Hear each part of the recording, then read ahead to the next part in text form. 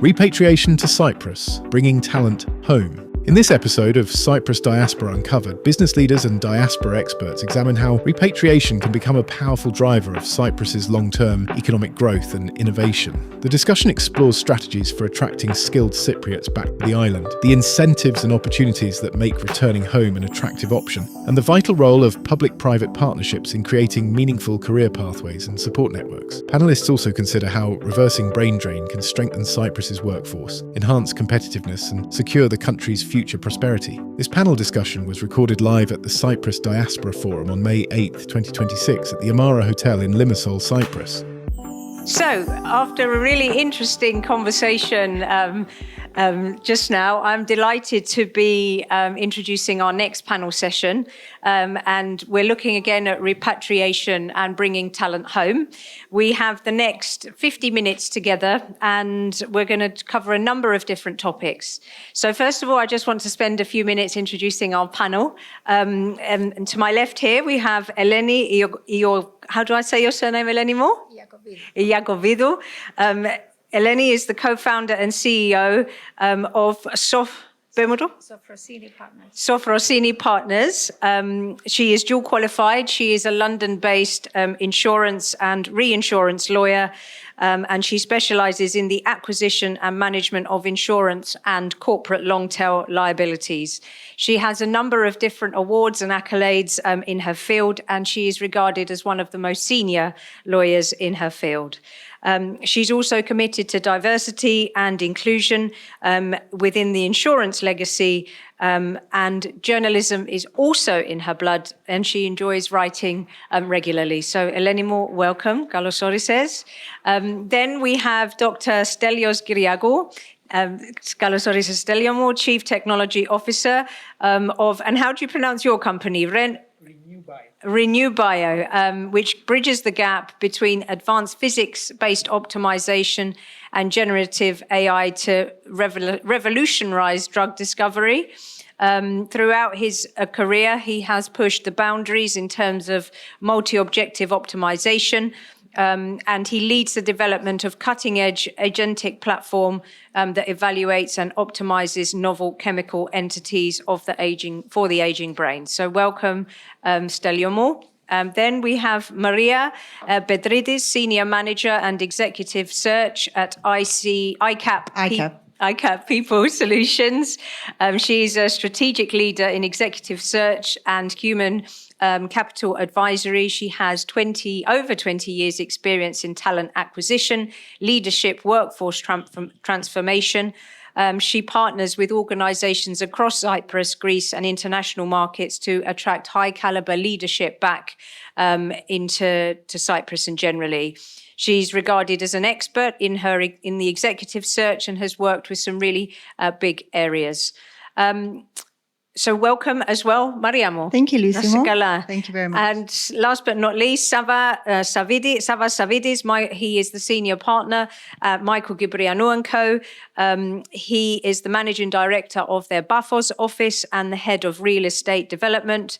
He is known globally for his work in immigration, commercial litigation, business law, and a strong reputation within the legal profession.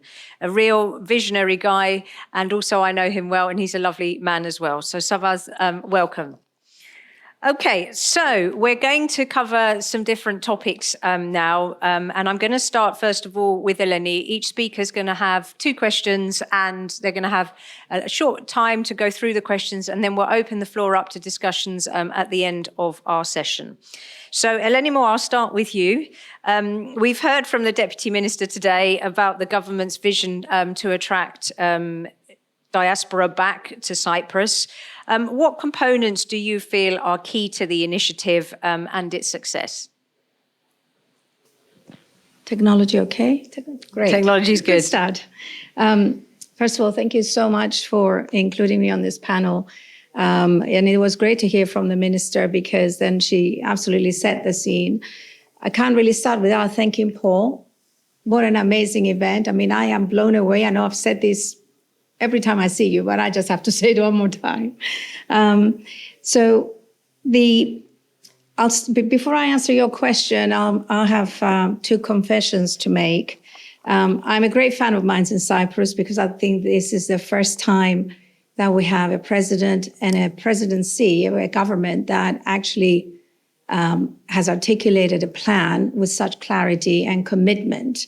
And the other confession I want to make is that I am one of the failures. I returned and I left again because I didn't feel at the time that I could stay on. But again, my return was many years ago. And in a way, I wish either that Minds in Cyprus was back then, or even better, if I could be back in my early 30s and relive it under better conditions. But back to your question, Lucy, I think the components here that are making this initiative viable or more likely to succeed is that the engagement, both by the president, the plan as articulated, together with the engagement that we have from the diaspora, at least I can speak for London.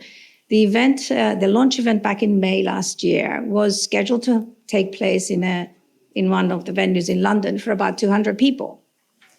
Then we were told it got moved and everybody wondered why. And the reason why was because 750 of us wanted to attend in person. And we also have more than 2,000 online. Walking into that room, I mean, I've lived in London more years than I care to admit, because then you'll do the simple math and figure out how old I am, and I'm extremely old.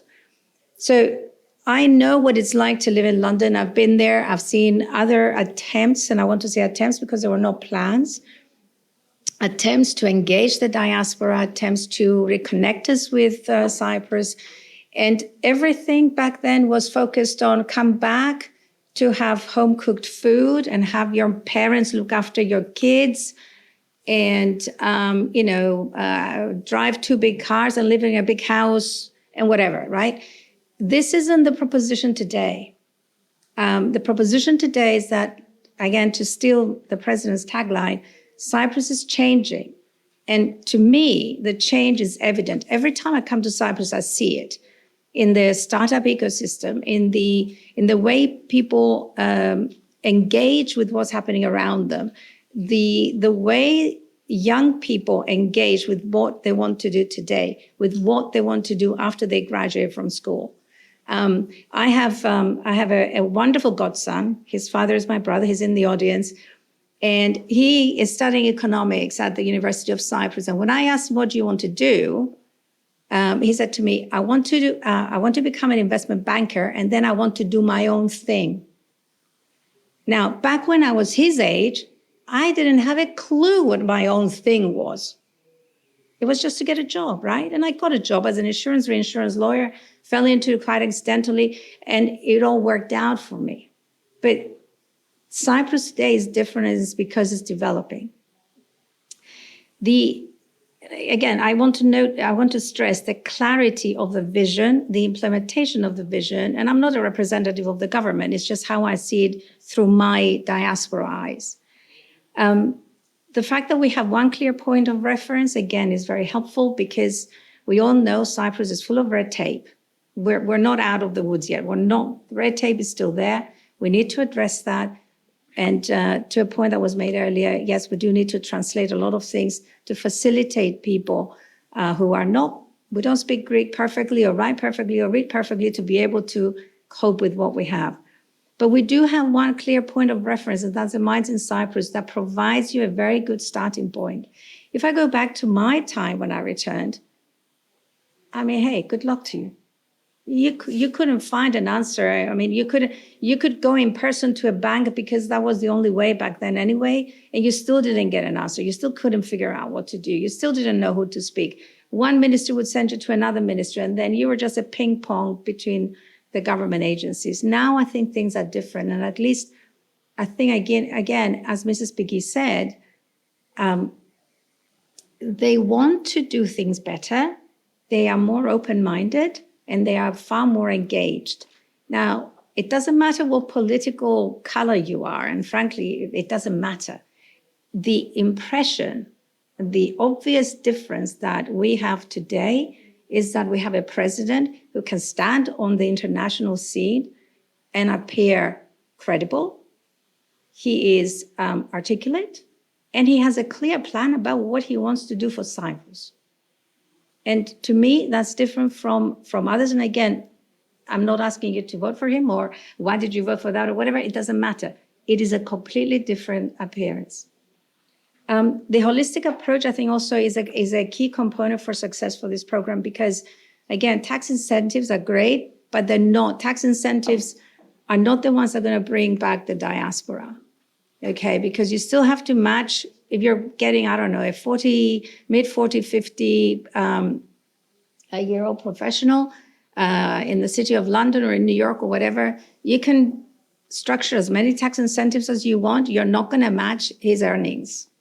So we have to have a holistic approach, which again is what the government is doing by encompassing the schooling, the help with language, and again, important now is that it is easier to return, in my view, because the ecosystem is completely different. You now have startups. You have Cyprus Seeds that takes the hand from every young individual who wants to go from lab to product. Again, where was that 10, 20, 30 years ago? And they're very active. You know, you have Invest Cyprus is trying to bring investment into Cyprus. What will that do? It will create more jobs, more opportunities for young people or for mid-career people. You have Mrs. Stavro, who's doing an amazing job at Gevea, the Chamber of Commerce. Again, and all these people are also people who have been diaspora.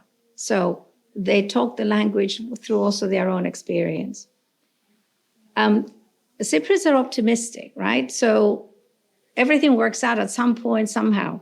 In 2013, we had a crisis. We figured it out.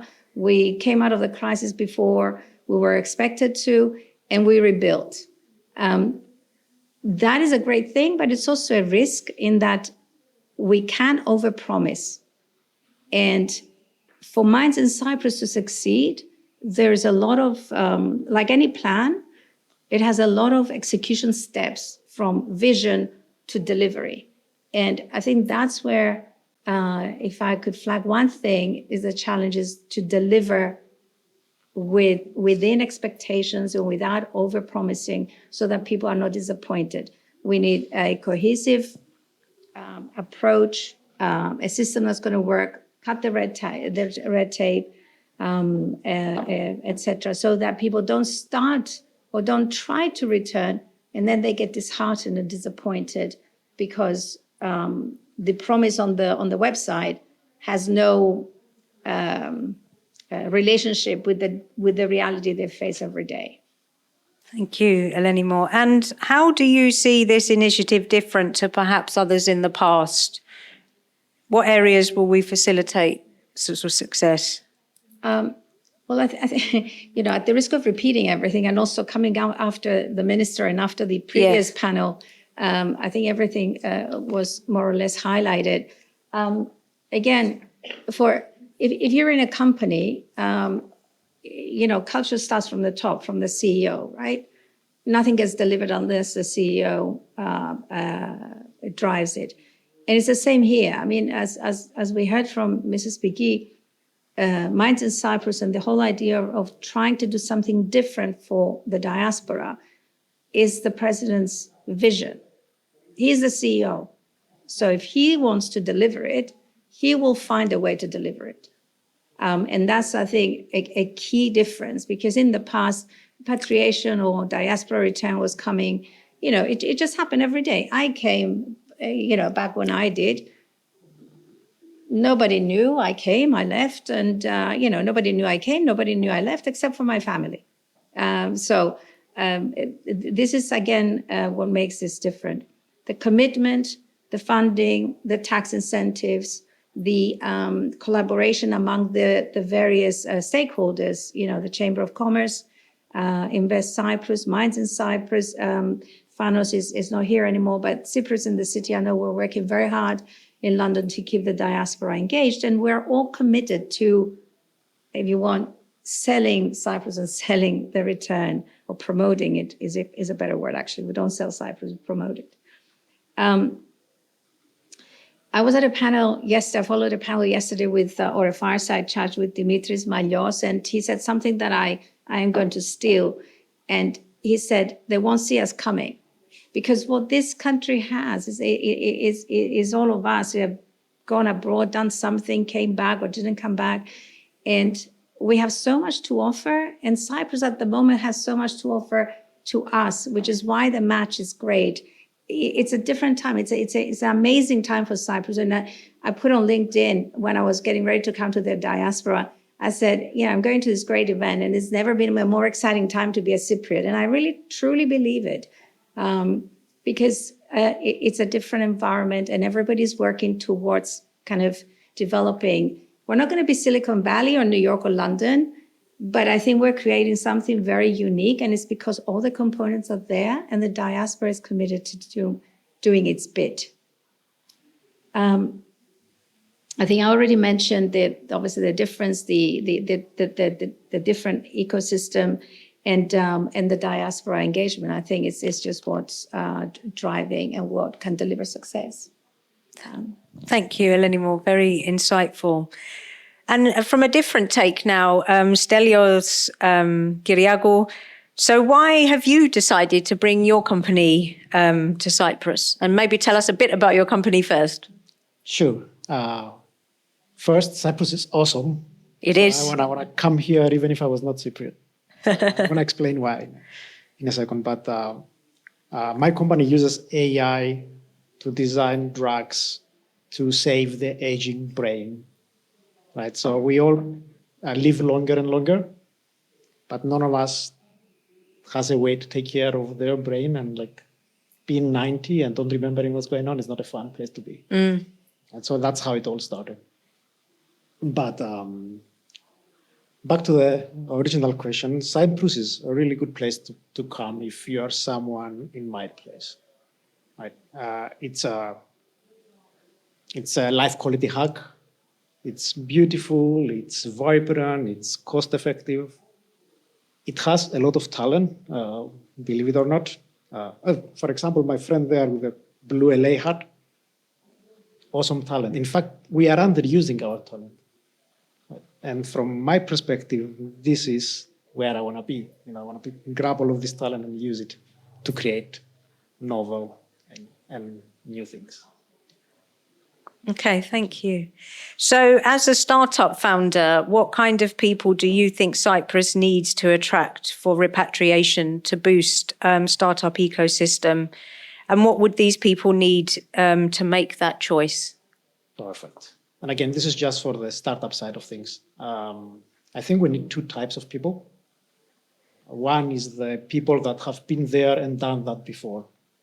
This is middle-agers, they have connections with VCs and with big companies. They raised money before and they exited companies before.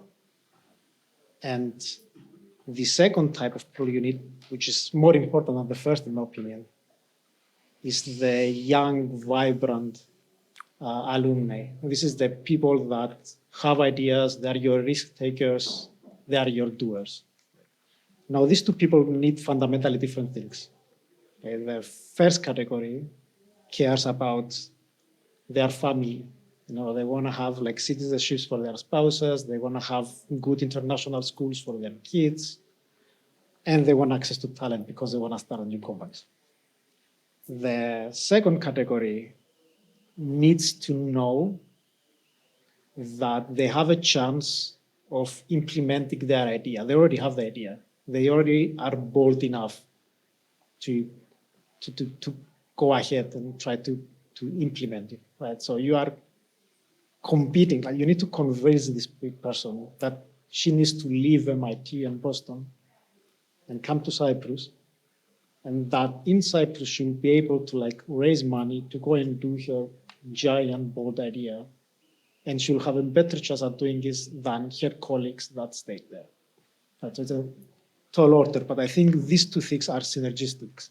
And if you have these two people together, the first kind of people can convince the second type of people. Dynamite. Yeah. Yeah. Thank you. And Mariamo, so from your perspective, looking at it from bringing talent in, sort of recruitment, executive searches, bringing, entry-level people back in, tell us, I mean, you work with, your recruitment partner.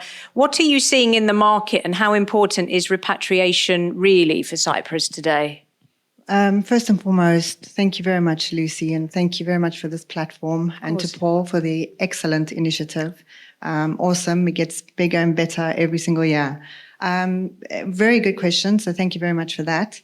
I've got lots to say, so I'm just going to put the points down that I think are important for the audience. I'll start with this topic is actually very personal to me. I'm third generation, born in South Africa with Cypriot roots. So for me, I've been on this journey myself. I was considering moving to Cyprus, probably not. Was it the right time? Probably not. Did it make sense? Probably. I didn't know it back then. But coming over meant, building from zero, from scratch, professionally, personally, etc.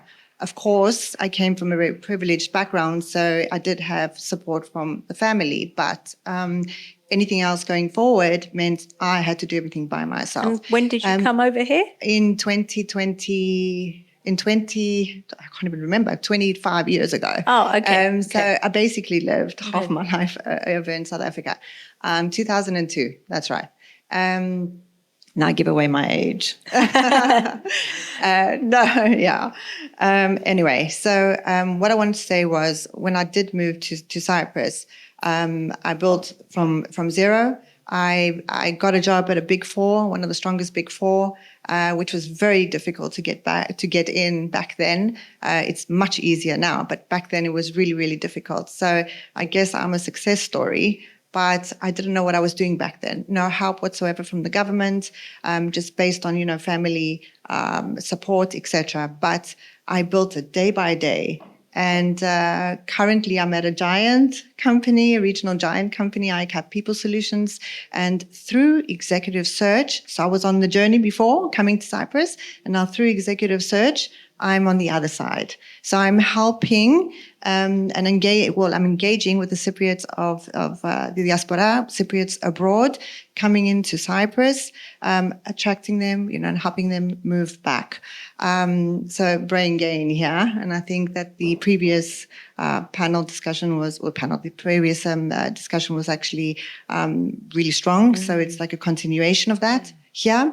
So in reality, in the market, repatriation is really critical for the Cyprus growth. Okay, the demand for specialized talent, the gap is huge. We see it in sectors like the FX, the fintech, particularly professional services, etc.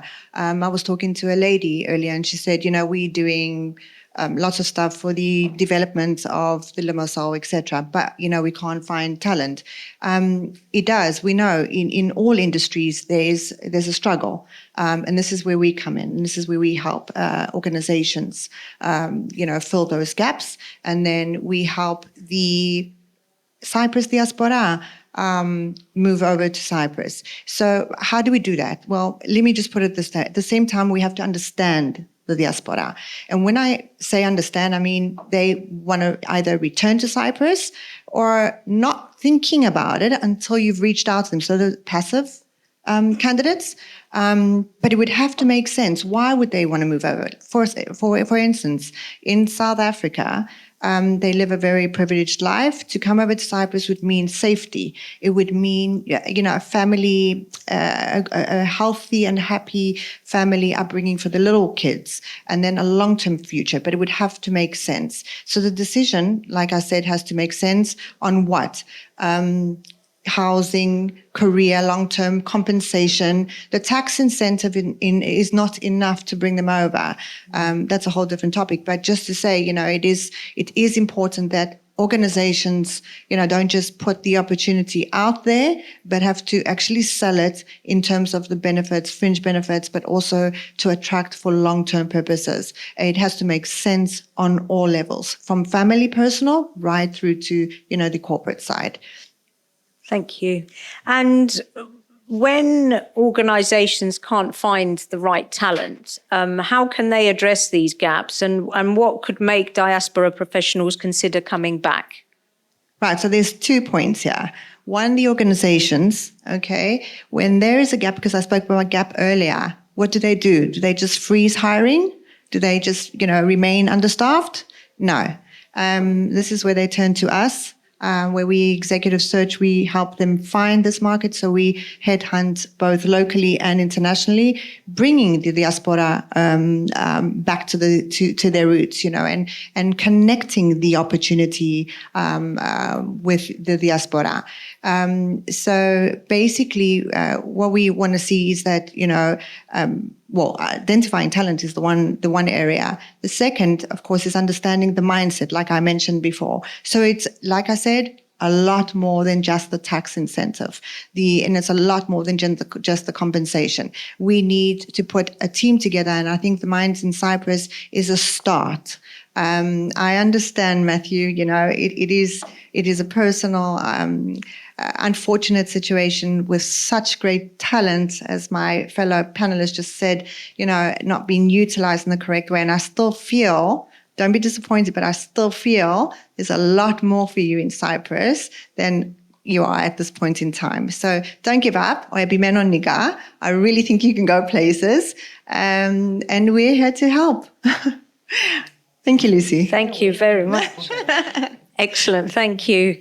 And Salvam, from a legal perspective, tell us, from your experience as a legal advisor working closely with international clients and diaspora professionals, how does Cyprus position itself today as a destination for repatriation, and what role does legal certainty play in that decision?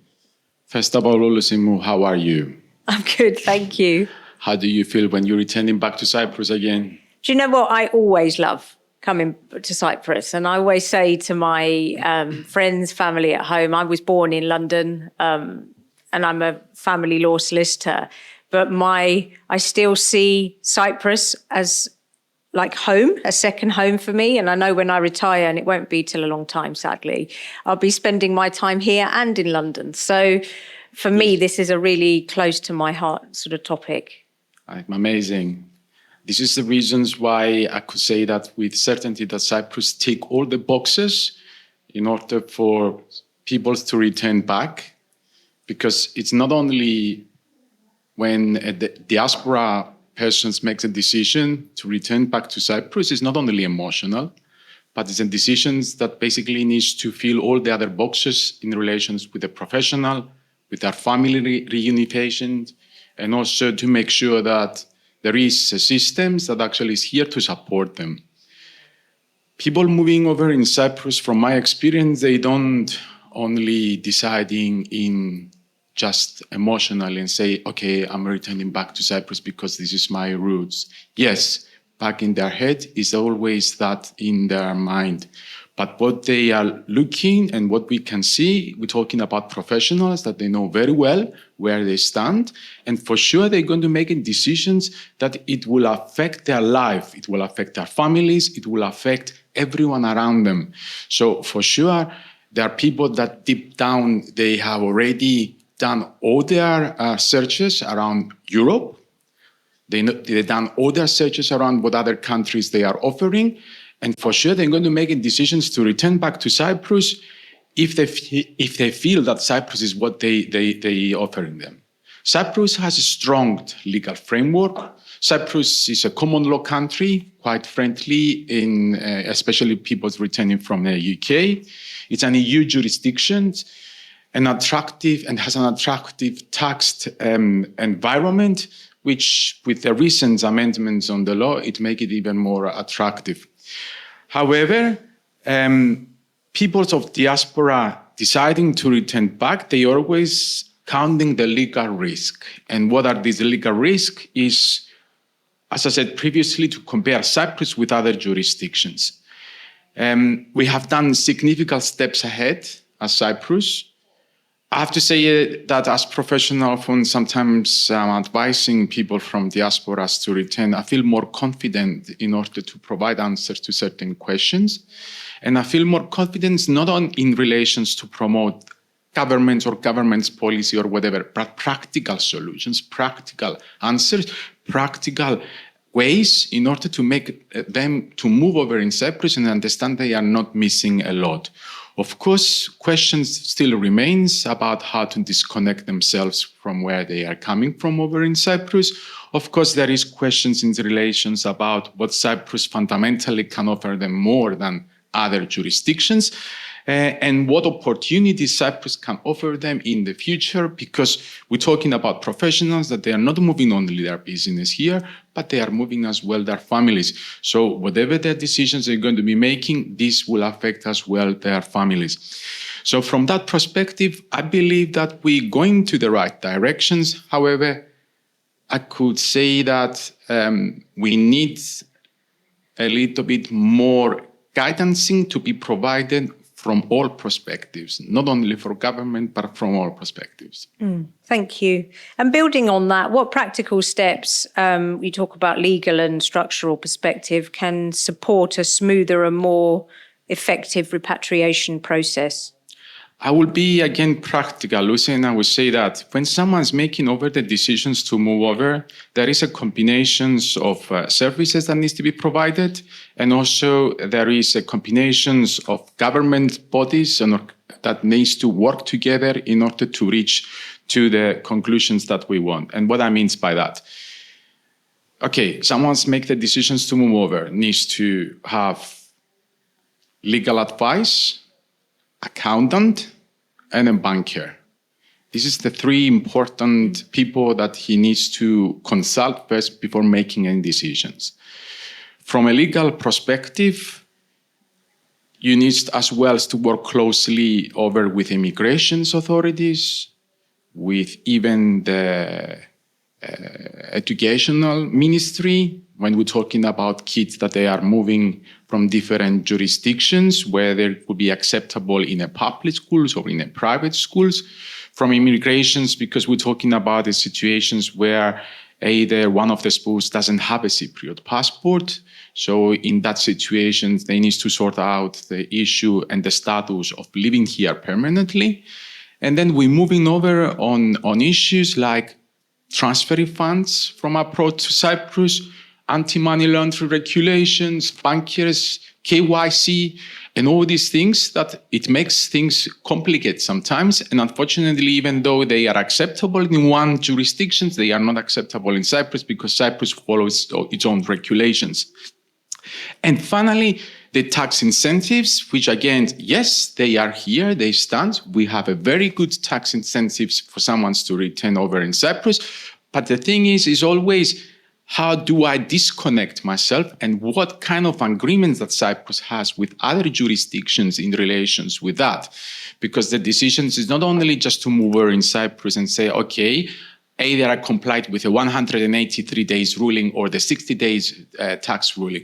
The thing is, how can disconnect himself and how Cyprus is cooperating with other countries in other jurisdictions within the EU or outside the EU in relations with that. I have to say that steps have been done. Double tax treaties has been increases and been signed between Cyprus and other countries. But in summary, I have to conclude to the following. Moving over in Cyprus has steps that needs to be done. It's not an emotional decision, it's a professional decision. You need to organize your steps before getting a plane and moving over in Cyprus. You need to find the appropriate person to speak with it and also to connect all the public authorities together in one go.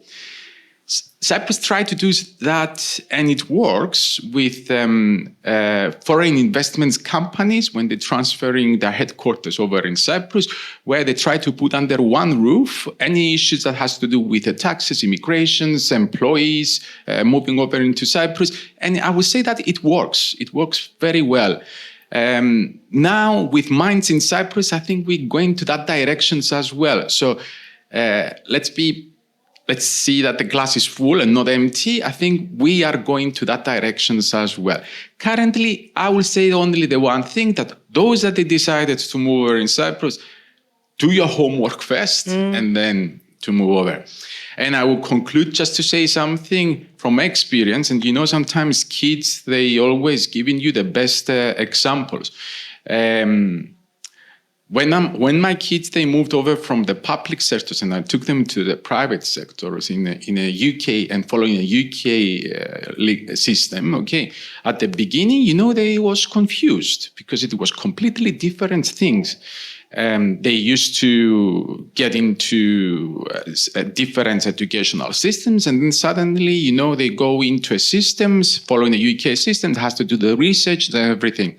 They needed guidance, they needed help, and they needed support to understand how these systems works differently. Also, I see that sometimes when they're coming back and they say, but the teacher said that we need to do it on this way, on this way. Okay, the teacher said to do it on this way. What are you thinking? What is your thoughts about this? How do you feel about the instructions that you received? Does they make any sense? Here we are again with professionals moving over here. It's not only what they hear over on a website or reading over doing a ChatGPT search. The thing is to rely on a professional advice and professional people, and that bring all peoples together. Thank you. Thank you. And can I just thank our panel? We're going to open the floor up to some questions, but thank you all for your insights in your different areas. Do we have any questions from the floor on this really interesting topic? Yes, your name and your question. My name is Stavros Stavros. First of all, congratulations. I personally live in the Netherlands. I've considered a lot of times the option of coming back, but as an entrepreneur, especially in the field that I work, I experience more opportunities abroad. So, for example, coming back and having a discussion with a ministry, I'm not going to name which one, for example, it was rejected because of my age, because they assumed that I had lack of expertise, and it took me collaborating with fighters for them to say yes. So it really feels that there's a status quo in place, and it makes me ask the question, are we asking the right questions? And are we trying to align our incentive with our action? Because the first thing that I'm noticing is there's a lot of actions taken towards the repatriation of individuals, but there's not a lot of effort being put in before the family. And I don't think we have a talent problem. I think we have a system access problem. So what are the steps taken towards that? Ariane, would you have any? Sorry, I was going to say from an executive perspective, but Savan, will you go? Yeah. For me to answer, but in generally we do know, and I think, and what I liked from the previous discussion was that it's a coordinated national effort, and I think that if the public sector actually joined forces with the private sector to help the brain drain and the brain gain, because it's not just, about research and, moving over and if it makes sense, but also, stopping them to leave before it actually happens. So I think in general, it is a start, and I think it needs a lot of work. Going forward, I think that in the next 10 years, 5 to 10 years, we'll see the actual effect of this particular effort. But I think from a legal perspective, perhaps you would like to, I think, best to answer that question. Yes, Stavros, first of all, it was your name day yesterday, correct? Okay, I'm sorry. So because they say about Stavros. Anyway, happy name days. Listen, what you just said, yes, you have a point. And to be honest with you now, I was just checking to see if they make any new announcements in relation with entrepreneurs moving over in Cyprus, because supposedly that they was going to announce that a few months ago, new regulations and how they can approach the whole thing, but still they haven't done it. Personally, I was in touch with the ministry because I had people that they come back and they asking me what is the incentives, what will happen, and why there is no any announcements and stuff. you're right, what you are saying. I cannot argue about this, all right? But I would say be in touch, okay? Because I'm sure that there are going to be some new announcements soon. Allow me not to say what this will be, because it's only things that I heard, okay? And as a lawyer, I cannot rely by hearsaying someone else, all right? So I just what this been heard by speaking with one of the officers in the ministry, but I believe that it will be very interesting. So I'll say be online. So Stavro, come back. And you said you're an entrepreneur, right? And you said you did some collaboration with Pfizer. So I'm guessing we're in the same field. So I wouldn't expect from a ministry to help me start a company, right? I will bring my connections with external funds to like fund and help me start my company. In fact, we should chat after this, because if you are doing something interesting, I'm pretty sure we can find a way to collaborate. I think that the government is going ahead with this initiative to fill the talent gap, Christiana, and you know that better than I do. But I think the parabono from the diaspora is there are such great talent, and it would be a privilege for Cyprus to have them back home. But what is the government doing to help them come back home, to secure them back here? So unfortunately, they get disappointed, or and don't make the move to come back at all, or come back and still feel disappointed. So that's why I said, it's a joint effort. So I think that the government with the private sector should actually help with a coordinated effect to see a major shift in bringing talent back home and helping them excel, because the impact, because you mentioned impact, that they will have on the Cyprus island is greater than what we currently have at the present moment. Thank you. Last few concluding comments. Just to add on that as well, that even on several occasions when the governments announce a new program and new incentives, and that is quite attractive for people coming from either other European countries or outside the EU, I have to say that the biggest promotions of that, who is doing it? The private sector. Not the government. It's when professionals, when in the private sector, they took it up, they go out, either in seminars, in presentations, outside. It always is done this way. So we should not just wait correctly from the government just to do their work. We need as well to do our own things. And a final word from Eleni before we finish up. Sorry, the point that Stavros raised actually brings up a very good point that I failed to mention, which is that our diaspora is not, of course, homogeneous. One size doesn't fit all. We need to understand their cohorts so that we can help them differently. And you're a perfect example of, I think, one of the cohorts that don't quite fit in very well because you're, in a way, unique. And you're very kind of new. Being an entrepreneur at your age and working with Pfizer is amazing. So you're probably one when there is like 100 of the rest of us, 100 lawyers like me. I mean, there's too many of us, right? So, and on a practical point, Cyprus Seeds is someone that you should speak to if you haven't yet. And I'm sure you know that. But yeah, that was a very good point. Thank you. It reminded me. And hopefully that will be addressed because, my needs in terms of coming back are completely different from your needs and different things have to happen. And again, the private sector is the one that's going to lead this. The government is building the infrastructure and the framework, but it's the private sector is going to put the job availabilities or the job openings on the website. So we can then say we're interested in this and that and the other, but the government can only do so much, and they're doing more than before, but there's still a lot to be done. And even yesterday at one of the panels, and I'll conclude there, family offices. We could have so many more family offices registered in Cyprus and bringing so much more wealth. But you know what we're missing and why we don't have any, or as many as we could? Anyone? The lawyer? No.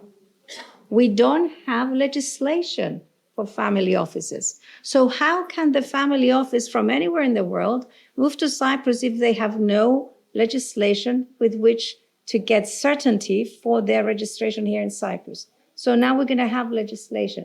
But I found that incredible. I mean, sometimes I hear things, I'm like, really? Yeah, really. We don't have legislation for family office establishment in Cyprus. But I'll close there. Thank you so much. Can I take this opportunity to thank Eleni, Stelio, Mariamu, Savamu? Thank you so much. And thank you all for coming to listen today. Thank you.